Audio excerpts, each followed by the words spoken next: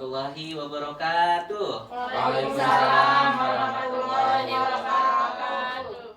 Ya, Ibu sehat, Ibu? Alhamdulillah. Alhamdulillah. Sudah makan? Sudah. Coba saya mau dengar suaranya, Bu. Yang sudah makan bilang saya. Ayo, Ibu. Yang sudah makan bilang saya. Saya. Yang kenceng, Bu. Ayo. Semangat ya, Bu ya. Ya. Yang sudah makan bilang saya. Saya. Yang sudah tidur bilang saya. Belum. Oh, belum. Yang sudah masak bilang saya. Saya. Nah, Ibu belum masak, Bu? Belum. Nah, kalau belum masak di rumah, berarti anaknya belum siap buat makan ya, Bu ya, gitu. Kita ngelantarkan Pak tahu sama. Itu sama dengan modul yang akan kita ceritakan sekarang nih, Bu, yang akan kita bahas, Bu, tentang pencegahan, penelantaran, dan eksploitasi sesi 12 modul 4 perlindungan anak. Gitu. Rekan saya sudah menjelaskan sebelumnya tentang Tipcat 3 tentang contoh-contoh penelantaran. Saya tanya lagi, Bu. Dari semua yang ini kira-kira, Bu, yang sudah dibahas ya, di sekitar kita ada yang mana aja, Bu, adanya, Bu? Misalkan tidak diizinkan sekolah, ada nggak, Bu? Anaknya yang tidak diizinkan sekolah di sekitar kita? Ada. Alhamdulillah. Kita juga masih menemukan, tapi Bu, ada yang anaknya tidak boleh sekolah, atau misalkan karena tidak ada biaya anaknya tidak sekolah. Nah, itu salah satu model dari penelantaran. Nah, ada lagi nggak, Bu? Yang lain, Bu? Contohnya apa lagi, Bu? Tidak memberi jajan, bukan? Oh, tidak memberi jajan. Tidak memberi jajan kepada anak itu contoh penelantaran atau bukan, Bu? Contoh yang bukan. Contoh atau bukan? Betul. Oh, bukan. Kita lihat dulu. Apakah itu bagian dari kebutuhan atau keinginan? Jajan itu kebutuhan anak nggak, Bu? Ya. Ya, kalau 1 kali. Kalau sehari sudah 5 kali kebutuhan atau keinginannya? Keinginan anaknya ya. Nah, itu ibu bisa mengendalikan. Itu bukan eksploitasi anak ketika ibu tidak memberi jajan, tapi memang menyesuaikan dengan anggaran ibu-ibu gitu. Tidak membawa ke posyandu, ada nggak, Bu? Tidak.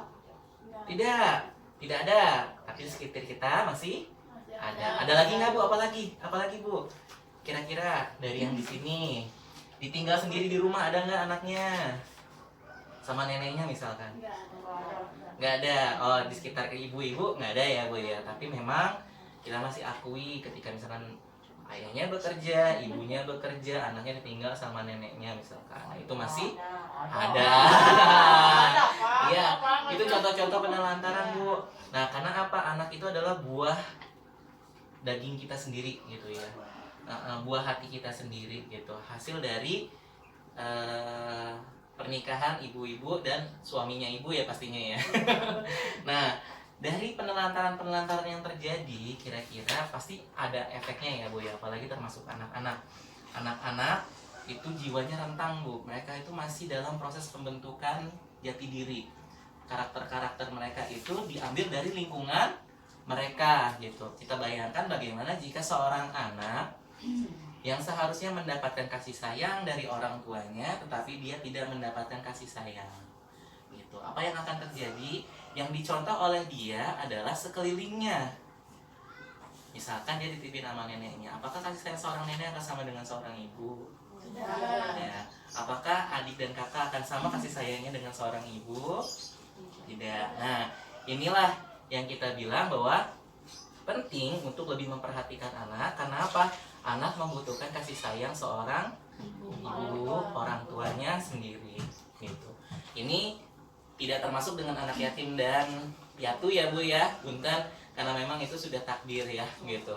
Tapi selama orang tuanya masih ada, masih sehat, sebisa mungkin orang tuanya ini yang memperhatikan anak-anaknya. Baru ketika ada kejanggalan atau ketidakbiasaan seperti misalkan orang tuanya berkelahi, mohon maaf, bertengkar, ya gitu. Ini barulah lingkungannya harus melindungi anak tersebut.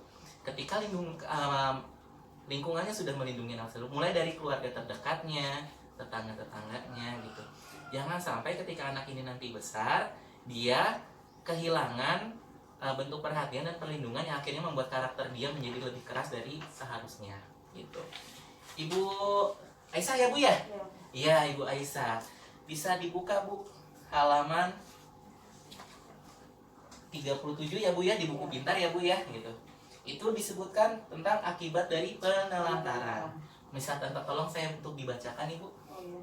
Akibat penelantaran: 1. Putus sekolah, 2. Kurang gizi, 3. Celaka, luka, sakit, 4. Digigit binatang, kalajengking, kecoa, ular, anjing, dan lain-lain. 5. Sering ketakutan atau tidak berani. 6. Kemampuan berbahasa rendah. 7. Anak merasa tidak aman. 8. Susah bergaul. 9. Mengalami masalah penyesuaian daripada masa yang akan datang. 6. Kematian, dan 11, dan lain-lain. Dan lain-lain. Ya, itu ya Bu ya.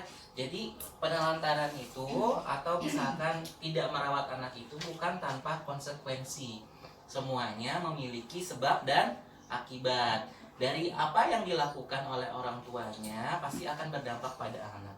Salah satunya mungkin akan terjadi dari poin-poin yang tersebutkan ini. Gitu. Misalkan contoh, ketika tidak diberikan imunisasi terhadap anak di posyandu gitu, bisa jadi anaknya akan mendapatkan gizi yang kurang baik gitu. Tidak mengizinkan anak sekolah atau tidak menyekolahkan anak, bisa jadi dia putus sekolah, dia tidak bisa menyesuaikan dengan lingkungannya nanti ke depannya. Nah, dari kesimpulan-kesimpulan ini apa yang kira-kira bisa kita ambil Bu? Informasi apa? Kita simpulkan ya Bu ya. Yang pertama, ketika kita melakukan sesuatu akan berdampak kepada anak.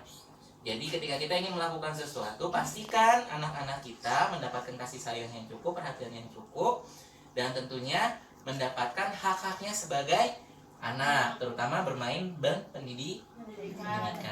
Yang kedua, dari sebab akibat itu masa depan anak dipertaruhkan gitu. Jadi ketika kita melihat ada anak atau anak kenalan kita di sekeliling kita yang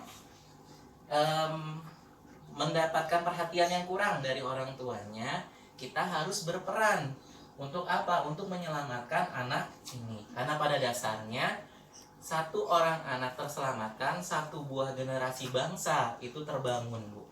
Nah, itu yang bisa saya sampaikan. Terima kasih. Assalamualaikum warahmatullahi wabarakatuh. Waalaikumsalam.